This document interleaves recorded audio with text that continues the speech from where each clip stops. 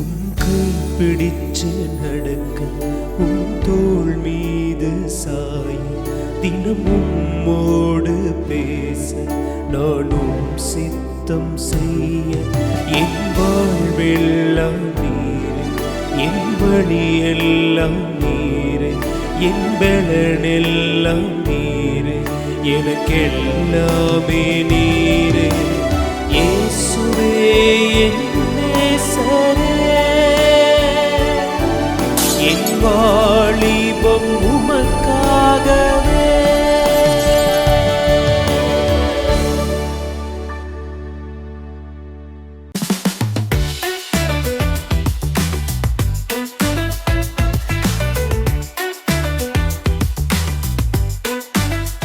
இந்த கிராம மிஷனரி இயக்கத்தின் மூலமாக உங்களை சந்திக்கிறதுல எனக்கு ரொம்ப சந்தோஷம். இப்பயும் இந்த தங்கையின் கேள்வி நிகழ்ச்சியில நம்ம கூட பேசுறதுக்காக அனிதா அக்கா வந்திருக்காங்க. ஹலோ அக்கா. Hi breeze. அக்கா, இந்த யங் ஸ்டேஜில் எல்லாருமே அவங்க லைஃப் பார்ட்னரை சூஸ் பண்ணுறப்ப நிறைய எக்ஸ்பெக்டேஷன் வச்சுருக்காங்க. எனக்கு அப்படி வேணும், இப்படி வேணும், இவ்வளோ சேலரி இருக்கணும், இங்கே வேலை பார்க்கணும் அப்படின்னு சொல்லிட்டு. அதனால அவங்களோட காரியங்கள் எல்லாமே டிலே ஆகுது. இதை குறித்து நீங்கள் என்னக்கா நினைக்கிறீங்க? இன்னைக்கு இருக்கிற பிள்ளைங்க வந்து ஒரு லிஸ்ட்டே வச்சுருக்குறாங்க. அவங்களுக்கு வந்து ஹைட்டு, கலர்ஸ் மற்ற மாதிரி ஒரு லிஸ்ட்டு அவங்க வச்சுருக்குறாங்க. அந்த லிஸ்ட்டு படி ஒரு வேளை ஆண்டவர்கிட்ட கேட்டால் ஆண்டவர் கொடுப்பாரா இருக்கும். அவருடைய சித்தத்துக்கு ஒப்பு கொடுத்து கிடைக்கிற கணவருக்கும் நம்ம லிஸ்ட்டு போட்டு வாங்குற கணவருக்கும் வித்தியாசம் இருக்குது. எக்ஸாம்பிள் வந்து ஆண்டவரே உங்கள் சித்தம் என் வாழ்க்கையில் நடக்கட்டும் அப்படின்னு சொல்லி நம்ம கணவர் ஆண்டவருக்கு இடத்துல ஒப்பு கொடுத்துட்டோம் அப்படின்னா, அவர் கொடுக்குற கணவர் எப்படிப்பட்டவங்களா இருக்கிறாங்க அப்படின்னா, நம்மளை குறைவுகள்லையும் ஏற்றுக்கொள்ளக்கூடிய கணவராக இருக்கிறாங்க. அடுத்து வந்து ஒரு வேளை வந்து பலவீனப்பட்டுட்டோம் அப்படின்னு சொன்னால் அந்த பலவீனத்தை கூட அவங்க வந்து தாங்கி சகித்து போகக்கூடிய கணவராக இருக்கிறாங்க. யார்? ஆண்டவர் கொடுக்குற லைஃப் ஆண்டவர் கொடுக்குற லைஃப் பார்ட்னர். நம்ம லிஸ்ட் படி கேட்குற லைஃப் பார்ட்னர் எப்படிப்பட்டவங்களா இருப்பாங்கன்னா, நம்ம கேட்ட மாதிரியே கிடைச்சிருவாங்க. ஆனால் நம்மளை ஏற்றுக்கொள்ளக்கூடியவங்களா இருப்பாங்களா அப்படின்னு பார்த்தா இல்லை ப்ரீஸ். அதனால் நான் இந்த வாலிப பிள்ளைங்களுக்கு சொல்ல விரும்புகிற காரியம் என்ன அப்படின்னா, ஆண்டவரே உங்கள் சித்தம் என் வாழ்க்கையில் நிறைவேறட்டும் அப்படின்னு சொல்லிட்டு எல்லா காரியத்தையும் அவருடைய கரத்தில் கொடுத்துருவேன்னா லைஃப் ஃபுல்லாக நம்ம ஜாலியாக அவருக்கு பிரியமாக சந்தோஷமாக லைஃப்பை என்ஜாய் பண்ணலாம். இப்போ என் வாழ்க்கையில் பார்த்தேன் அப்படின்னு சொன்னால், எனக்கு கணவர் அப்படி சொல்லிட்டு லைஃப் பார்ட்னர்னு சொல்லிட்டு பார்க்கும்போது ஆண்டவரே தந்தார். அதை நான் வந்து எந்த இதுவுமே பார்க்கல, நான் ஏற்றுக்கொண்டேன். அதனால் இன்றைக்கி என் லைஃப்பில் என்ன காரியனாலும் அவங்க அட்ஜஸ்ட் பண்ணக்கூடியவங்களாக இருக்கிறாங்க. அதே மாதிரி எங்கள் வீட்டில் ரொம்ப கஷ்டப்பட்ட சூழ்நிலையில் இருக்கும்போதும் அதை ஒரு நாள் கூட நீங்கள் வந்து எதுவுமே கொண்டு வரல, எதுவுமே உங்கள் குடும்பத்தில் இல்லை அப்படின்னு சொல்லிட்டு இது வரைக்கும் பேசுனதே இல்லை. அதனால ஆண்டவர் என் வாழ்க்கையில் கொடுத்த கணவர் வந்து ஏசப்பாவுடைய சித்தத்துக்கு நான் என்னை அர்ப்பணித்ததுனால எனக்கு ஒரு லைஃப் பார்ட்னர், நல்ல ஒரு லைஃப் பார்ட்னரை ஏசப்பா கொடுத்தாங்க. ரொம்ப அழகாக சொன்னீங்கக்கா. எங்களோட வாலிபர்களுக்கு இன்றைக்கும் நம்மளோட லைஃப்பில் இந்த வாலிப பிரயாணத்தில் நமக்கு எல்லா ரைட்ஸ் இருக்குது நம்ம லைஃப் பார்ட்னரை சூஸ் பண்ணுறதுக்கு. ஆனால் அவங்களோட வெளித்தோற்றத்தை மட்டுமே பார்த்து முடிவு எடுத்துடக்கூடாதுங்க. அவங்களோட உள்ளான இருதயம் எப்படி இருக்குன்னு நமக்கு தெரியாது. ஆனால் ஆண்டவர் சகலத்தையும் அறிந்தவர். அவர் கரத்தில் நம்ம வந்து வாங்குறது ரொம்ப பெஸ்ட்டாக இருக்குங்க. ஏன்னா உங்களை படைக்கிறதுக்கு முன்னாடி உங்கள் லைஃப் பார்ட்னரை நிச்சயமாக ஆண்டவர் சூஸ் பண்ணி தான் வச்சு இந்த உலகத்தில் உங்களை படைச்சிருப்பாரு.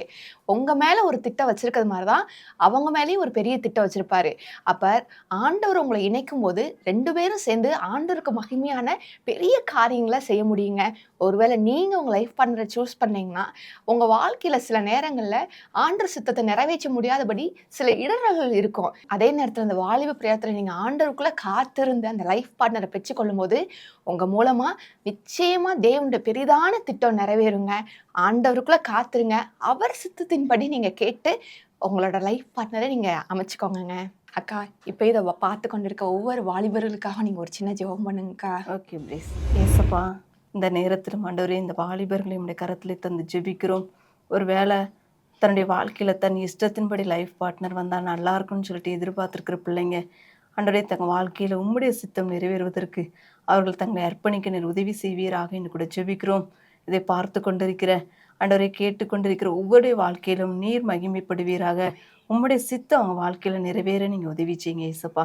கூட இருந்து நீங்கள் நடத்துங்க, பெரிய காரியங்களை செய்யுங்க. இயேசுவின் நாமத்தில் ஜெபிக்கிறோம் நல்ல பிதாவே, ஆமென்.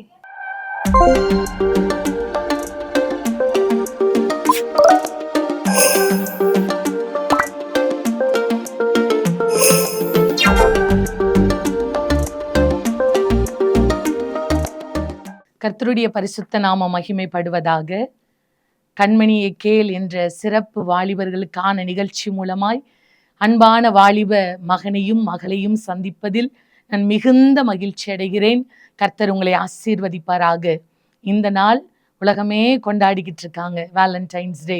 உலகம் முழுவதும் பொய்யான வாக்குறுதிகளையும் ஆசை வார்த்தைகளையும் சொல்லி ஏமாற்றி தங்களுடைய வாழ்க்கையை மாத்திரமல்ல மற்றவர்களின் வாழ்க்கையும் அழிக்கக்கூடிய எத்தனையோ வாலிபர்கள் இந்த நாள்ல இஷ்டம் போல வாழ்ந்து கொண்டு இருப்பார்கள். ஆனால் தேவ சமூகத்தில் தேவனுடைய வார்த்தையை கேட்கிற நீங்கள் பாக்கியவான்கள். கர்த்தருடைய சத்தம் உங்களுக்கு நேராக வருகிறது.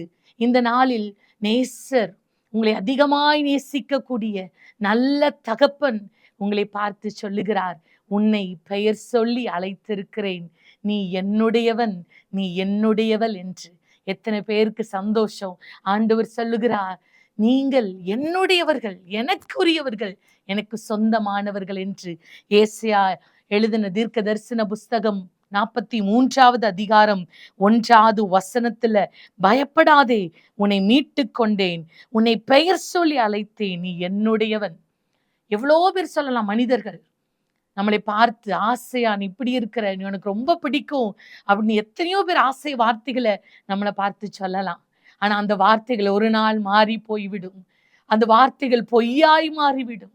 ஆனால் நேசர், நம்மளை உருவாக்கின தகப்பன் உங்களை பார்த்து சொல்லுகிறார், என் நேச குமாரனே, என் நேச குமாரத்தியே, நான் உன்மேல் பிரியமாயிருக்கிறேன். ஹல்லேலூயா.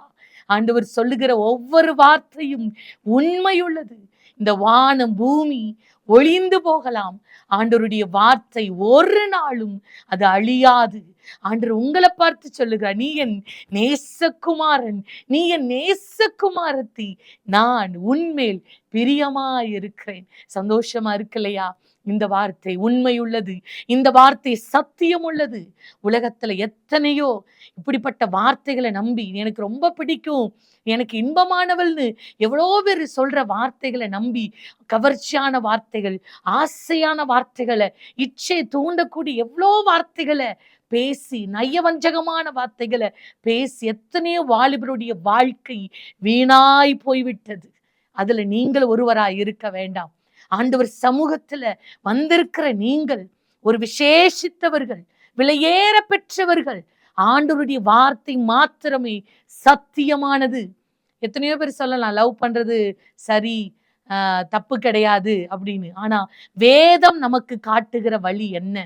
கர்த்தர் என்ன சொல்லுகிறார்? ஆண்டவர் மத்தேயு 5வது அதிகாரம் 28வது வசனத்துல சொல்லுகிறார், ஒரு ஸ்திரீயை இச்சையோடு பார்க்கிற எவனும், இச்சையோடு பார்க்கிற எவளும், ஆணா இருக்கட்டும் பெண்ணா இருக்கட்டும், ஆண்டவர் சொல்லுகிறது, ஒரு ஸ்திரீயாகிலும் அல்லது ஒரு புருஷனை ஆகிலும் ஒரு ஆணை ஆகிலும் இச்சையோடு பார்க்கிற ஒரு வாலிப மகளா இருக்கலாம், ஒரு வாலிப மகனா இருக்கலாம், அல்லது எந்த ஒரு ஆண் பெண்ணா இருக்கலாம், தன் இருதயத்தில் அவனோட விபச்சாரம் செய்தாயிற்று. ஒரு இச்சையோட பார்த்தாலே நீ விபச்சாரம் செய்துட்டேன்னு ஆண்டவருடைய வார்த்தை சொல்லுகிறது.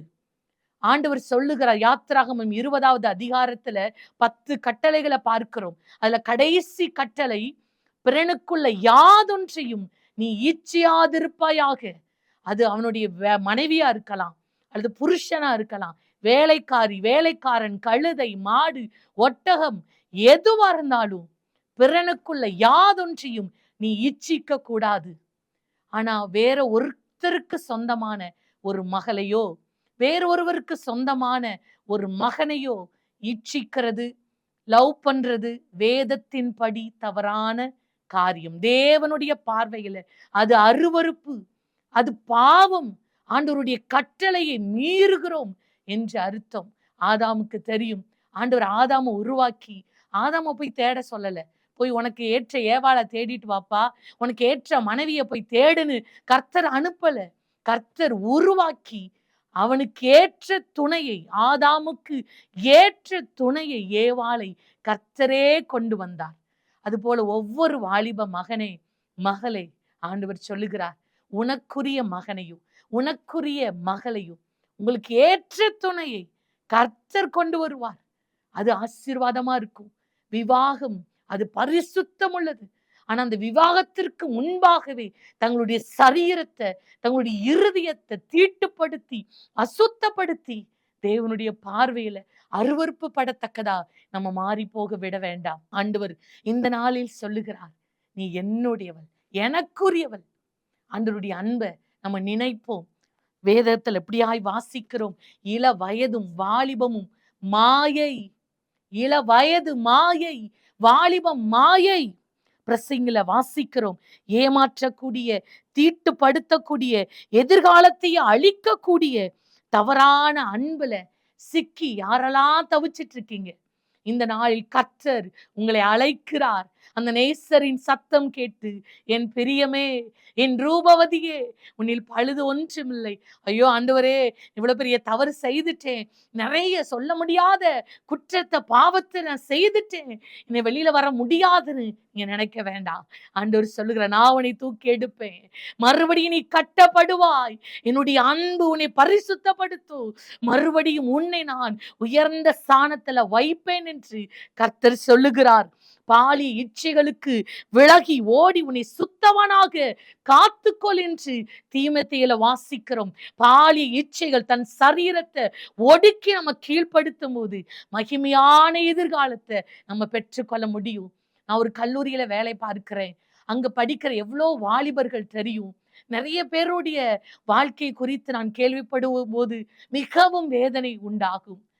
வாலிப வயதுல எத்தனையோ பேருடைய வெளி தோற்றத்தை பார்த்து, அவங்க வெளியில ஃபேஸ்புக்லயும் அவங்க இன்ஸ்டாகிராம்லயும் வச்சிருக்கிற போட்டோவை பார்த்து ஏமாந்து போய் லவ் பண்றேன்னு சொல்லி கடைசியில வீட்டை விட்டு ஓடி போய் பார்த்து அங்க போனா அவங்க வெளியில வச்சிருந்த ப்ரொஃபைலுக்கும் அவங்களுடைய வாழ்க்கைக்கு சம்பந்தமே இருக்காது.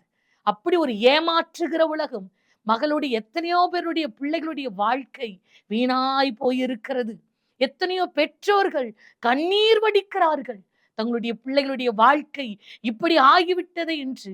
வாலிப பிள்ளைகளும் வாலிப மகன்களும் எத்தனையோ பேர் தவறான உறவுல சிக்கிக்கொண்டு தவறான முடிவெடுத்து அவங்களுடைய வாழ்க்கை பின்பாக மாற்ற முடியாத நிலைமைக்குள்ளாய் வேதனை, கண்ணீர், துக்கத்துல மூழ்கி இருக்கிறார்கள். அப்படிப்பட்ட சூழ்நிலை உங்களுக்கு வர வேண்டாம். உங்களுடைய எதிர்காலம் அது மகிமையா இருக்கணும். அது தேவனுடைய கரத்துல இருக்கிறது. சிம்சோன் நம்மளுக்கு தெரியும், தன்னுடைய மகிமையான எதிர்காலத்தை அவர் தன்னுடைய சரீரத்தை ஒடுக்கி கீழ்ப்படுத்தாதனால, தன்னுடைய இச்சைகளுக்கு அவர் கண்ட்ரோல் பண்ணாததுனால, பாலி இச்சைகளுக்கு விலகி ஓடாததுனால ஒரு பெரிய நியாயாதிபதியாய் உயர்ந்த மேன்மையான திட்டத்தை அவர் இழந்து போனார். சிறு வயதிலேயே, நன்றாய் வாழ வேண்டிய வயதிலேயே அவர் மரித்து போனது நம்மளுக்கு தெரியும். ஆனா யோசுவா அவன் வாலிபன். யாத்ராகம் 33 நம்ம வாசிக்கிறோம், யோசுவா என்கிற பணிவிடைக்காரனாகிய வாலிபன் ஆசாரிப்பு கூடாரத்தை விட்டு பிரியாதிருந்தான். மோசையோடு கர்த்தர் முகமுகமாய் ஒரு சிநேகிதனோடு பேசுவது போல கர்த்தர் மோசையோடு பேசினார். ஆனா யோசுவா அதே இடத்துல இருக்கிறாரு. ஆனா அவர் ஆசாரிப்பு கூடாரத்துல ஓரத்துல இருக்கிறாரு. இங்க மோசையோடு தான் தேவன் பேசினதா எழுதப்பட்டு இருக்கு. ஆனா யோசுவா என்ன பண்ணுகிறார், ஆண்டவர் அவரோடு பேசினதா அதுல சொல்லப்படல, ஆனாலும் காத்திருக்கிறார். ஒரு வாலிபன் தன்னுடைய இஷ்டப்படி ஓடி இருக்கலாம், தனக்கு விருப்பப்படி எப்படி வேணாலும் வாழ்ந்திருக்கலாம். யோசுவா தன்னுடைய வாலிபத்தை தேவ சமூகத்துல அவர் கழித்ததுனால ஆண்டவர் பேசல. 40 நாள் இரவும் பகலும் மோசே சீனாய் மலையில கர்த்தரோடு உறவாடிக்கிட்டு இருக்காரு. ஆனா மோசையோட சேர்ந்து யோசுவாவும் மேல போய் காத்திருக்கிறார். ஆண்டவர் அதை பார்த்தார். யோசுவா நினைச்சு கூட பார்க்கல. ஆனா ஆண்டவர் சொன்னார், எல்லா கண்களுக்கு முன்பாக யோசுவாவே உன்னை நான் மேன்மைப்படுத்துவேன் என்று. பணிவிடைக்காரனாகி யோசுவா மோசைக்கு அடுத்து ஒரு பெரிய லீடரா, ஒரு பெரிய தலைவனாய் கர்த்தர் உயர்த்தினார். காரணம், தன்னுடைய வாலிபமான அந்த நாட்களை அவ வீணாக்கவில்லை. இஷ்டமான ஒரு இச்சைகளுக்கும் வாலிபத்தை அவன் பின்னாடி, பெண்கள் பின்னாடி போயும் தன்னுடைய வாலிபத்தை வீணாக்கவில்லை. சிம்சோன் கர்த்தர் கொடுத்த அபிஷேகத்தை, பலத்தை அவன் வீணாக்கினான்.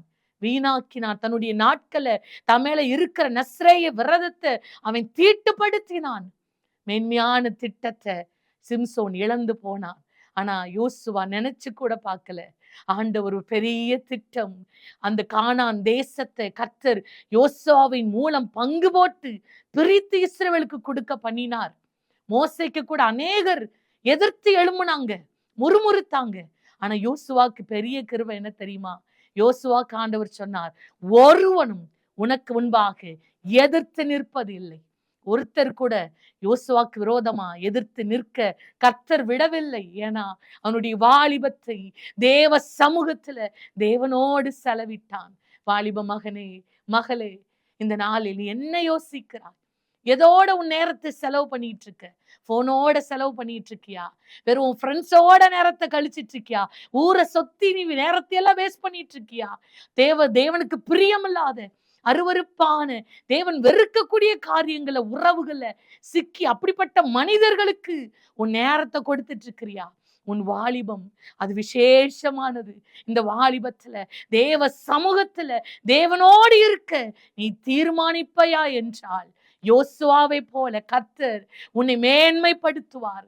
யோசுவால வாசிக்கிறோம், இப்படி மனுஷனுடைய சொல்லை கேட்ட நாள் வேற ஒரு நாள் இல்லைன்னு சொல்லி கர்த்தர் எழுதி வைத்திருக்கிறார். சூரியனே நீ அயலோன் மேலும், சந்திரனே நீ கிபியோன் மேலும் தரித்து நில் என்று சொன்னபோது அப்படியே நின்றது. யோசுவோட வார்த்தைக்கு அப்படியே கீழ்ப்படிந்தது. எவ்வளோ பெரிய அதிகாரம் யோசுவாவுக்கு பாருங்க. நானும் என் வீட்டாருமோ என்றால் கர்த்தரையே சேவிப்போன்னு யோசுவா சொன்னார். தன்னுடைய வாலிப நாட்களில் ஆசாரிப்பு கூடாரத்துல கர்த்தர் மோசையோட தான் பேசினாரு. ஆனால் இவன் எந்திரிச்சு போகல. மோசே போன பின்னாடி கூட யோசுவா ஆசாரிப்பு கூடாரத்திலேயே அவர் இருந்தார். பிரிய மனதில்லை. தேவ சமூகத்தை விட்டு பிரியாம தேவனோடு கூட இருக்கிற ஒவ்வொருவருக்கும் கர்த்தர் நீங்க நினைச்சு கூட பார்க்க முடியாத ஒரு மகிமையான மேன்மையான திட்டத்தை கர்த்தர் வைத்திருக்கிறார். சிம்சோன் இழந்து போனார். குறுகிய நாட்கள்ல அதை இழந்து போனார். தன்னுடைய வாலிபத்தை அசுத்தப்படுத்துவதற்கு இடம் கொடுத்ததுனால, தன்னுடைய பலத்தை அசுத்தமான காரியங்கள் செய்ய விட்டு கொடுத்ததுனால, சரீரத்தை ஒடுக்கி கீழ்ப்படுத்தாதனால தன்னுடைய வாலிபம் எல்லாம் மாயையாய் அவனுக்கு முடிந்து போனது. ஆனா யோசுவாட வாழ்க்கையில கர்த்தர் எப்படி மேன்மையான காரியங்களை செய்தாரோ அதே போல இந்த நாளிலும் கர்த்தர் உங்களுக்கு வாக்கு கொடுக்கிறார். உனக்கு ஒரு மகிமையான திட்டம் இருக்கிறது. அநித்தியமான பாவ சந்தோஷத்தை அந்த காரியத்திற்காக, அற்பமான காரியத்திற்காக மேன்மையான திட்டத்தை மகனே, மகளே நீ இழந்து போகாதே, இழந்து போகாதே. ஏமாற்றுவார்கள், அன்பா ஆசையா பேசுவாங்க. அந்த அன்பு பொய்யானது. அவங்க எதிர்பார்ப்பு உங்ககிட்ட இல்லாத போது, அழகு, பணம் எல்லாம் உங்ககிட்ட அது விட்டு போகும்போது அந்த அன்பு மாறி போகும். வெளியில வெறும் பிளஸ் மட்டும் தான் காமிப்பாங்க. உங்ககிட்ட பேசுறவங்க ஆசை வார்த்தையா எவ்வளோ பேர் தங்களுடைய அன்பை வெளிப்படுத்தி இருக்கலாம். அவங்கள்ட்ட இருக்கிற நல்ல குணத்தை மாத்திதான் உங்களுக்கு வெளியில காமிப்பாங்க. அந்த மைனஸ், அந்த இருள் வெளியில தெரியாது. ஆனா நெருங்க நெருங்க அவங்களோட இருளான அந்த வாழ்க்கை உங்களுக்கு காணப்படும். உங்களால தாங்க முடியாது. கர்த்தர் சொல்லுகிறார், மனம் திரும்பு. எப்பேற்பட்ட உறவுல தவறான அன்புக்குள்ளாய் நீ சிக்கி இருந்தாலும் ஆண்டவர் இந்த நாளில் எழுந்து வா என் பிரியமே, என் ரூபமே, நீ எழுந்து வா. நீ பூரண ரூபவதி, உன்னில் பழுது ஒன்றுமில்லை. நீ என் இருதயத்தை கவர்ந்து கொண்டாய். தேவனோடு நான் கூட பேசும்போது ஆண்டவர்கிட்ட கேட்பேன், ஆண்டவரே என்னுடைய பெயர் உன்னுடைய இருதயத்துல எழுதி இருக்கணும். என்னுடைய பெயர் இந்த பூமியில இல்லாம இருக்கலாம், ஆனா என்னுடைய பெயர் உங்க இருதயத்துல இருக்கணும். உங்க இருதயத்தை கவர்ந்தவளா நான் இருக்கணும். ஆண்டவர் சொல்லுகிறார், உன் சத்தம் எனக்கு இன்பமானது, உன் முக ரூபம் அழகா இருக்கிறது. ஆண்டவர் எவ்வளவு அழகா பேசுவார் தெரியுமா? அவர் அன்பு மொழிகள் அது உண்மையானது. இப்படிப்பட்ட தேவன் வேற யாருக்கும் கிடையாது. ஆண்டவர் உங்களை பார்த்து மறுபடியும் கூப்பிடுகிறார். உன்னை கொண்டு நான் செய்ய போகிற காரியம் பயங்கரமானது. அதனால் மகனே, மகளே, உன்னை ஒப்புக்கொடு. ஜெபிக்கலாம். அன்பின் பிதாவே, உம்மை துதிக்கிற ராஜா, உம்மை சோசரிக்கிற தகப்பனே, இந்த நாளில் அப்பா உண்மையான நேசருடைய அன்பை இந்த நாளில் ஒவ்வொரு வாலிபனும் ஒவ்வொரு வாலிப மகளும் ஆண்டவரை கண்டு கொள்ளட்டும் ராஜா, கண்டு கொள்ளட்டும். இவர்கள் எல்லாரிலும் நீ என்னை அதிகமாய் நேசிக்கிறாயா? ஆண்டவர் கேட்கிறார், ஆண்டவர் கேட்கிறார். எல்லாவற்றையும் பார்க்கிலும் நீ என்னை அதிகமாய் நேசிக்கிறாயா? உன் ஆதி அன்பு எங்கே? மற்ற மாயையான அன்புக்குள்ளாய் சிக்கிக்கொண்டு உன்னை குழியில கிடந்த உன்னை நான் தூக்கி எடுத்தனே, ரத்தத்துல புரண்டு கிடந்த சேற்றுல உலன்று கிடந்த உன்னை, எல்லாராலும் தள்ளப்பட்ட உன்னை நான் தூக்கி எடுத்தேனே. மகளே, என்னுடைய அன்பை நீ மறந்து போனாயோ? மகனே, என்னுடைய அன்பை நீ அசட்டை பண்ணினாயே. இந்த நாளில் என்னிடத்தில் வருவாயா? என்னிடத்தில் வருவாயா? என் நேசக்கரம் உனக்காய் விரிக்கப்பட்டிருக்கிறது. உனக்காய் அடிக்கப்பட்ட என்னுடைய கரங்களை நோக்கி பார் என்று கர்த்தர் சொல்லுகிறார். அவர் சமூகத்தில் உன்னை ஒப்பு கொடுக்கும் போது நீ அலங்காரமான கிரீடமாய், ராஜ்ய முடியாய், அநேக ஆயிரங்கள் லட்சங்களுக்கு அதிபதியாய், ஒரு பெரிய தலைவனாய் கர்த்தர் உன்னை உயர்த்தி வைப்பார். மேன்மையான திட்டம் மகளே உனக்கு உண்டு. ஐயோ, முடிஞ்சிருச்சு, எல்லாம் முடிஞ்சிருச்சு என்று எண்ணாத. ஆண்டவர் புதிய துவக்கத்தை உன் வாழ்க்கையில கட்டளையிடுவார். ஒரு புதிய துவக்கம் உனக்கு உண்டாகும். அதை யாராலும் மாற்ற முடியாது, மாற்ற முடியாது. ஹல்லேலூயா. Thank you Lord Jesus. நன்றி செலுத்துகிறோம். ஒப்பு கொடுத்த ஒவ்வொரு பிள்ளைகளையும் தேவன் ஆசீர்வதியும். இந்த உலகத்துல பாவ சேற்றில ஆண்டவரை சிக்கிக் கொள்ளாதபடி, மாயையான அன்புக்குள்ளாய் சிக்கிக் கொள்ளாதபடி, உன்னதமான அன்பு, தேவ அன்புக்குள்ளாய் பிள்ளைகளை நீர் இழுத்துக் கொள்வீராக. உம்முடைய அன்பின் கயிர்களால பிள்ளைகளை கட்டி கொள்வீராக. ராஜா, உம்மை துதிக்கிறோம், துதிக்கிறோம். உம்முடைய மார்போடு அணைத்துக் கொள்ளுங்கப்பா, உம்முடைய மார்போடு அணைத்துக் கொள்ளுங்க. என் நேசகுமாரத்தியே, நேசகுமாரனே, நான் உன்மேல் பிரியமாயிருக்கிறேன், நான் உன்னை நேசிக்கிறேன், நீ என்னுடையவள், நீ என்னுடையவன் என்று தேவன் நீர் இந்த நாளில் சொல்லுகிறதற்காய் உமக்கு நன்றி செலுத்துகிறோம். உம்முடைய கரத்தில் எங்களை தாழ்த்துகிற ராஜா, வெறுமையாக்குகிறோம். நீர் எங்கள் மூலமாய் பெருகுவீராக, நாங்கள் சிறுகணும். இயேசுவின் நாமத்தில் ஜெபிக்கிறோம் எங்கள் ஜீவனுள்ள நல்ல பிதாவே. ஆமென். God bless you.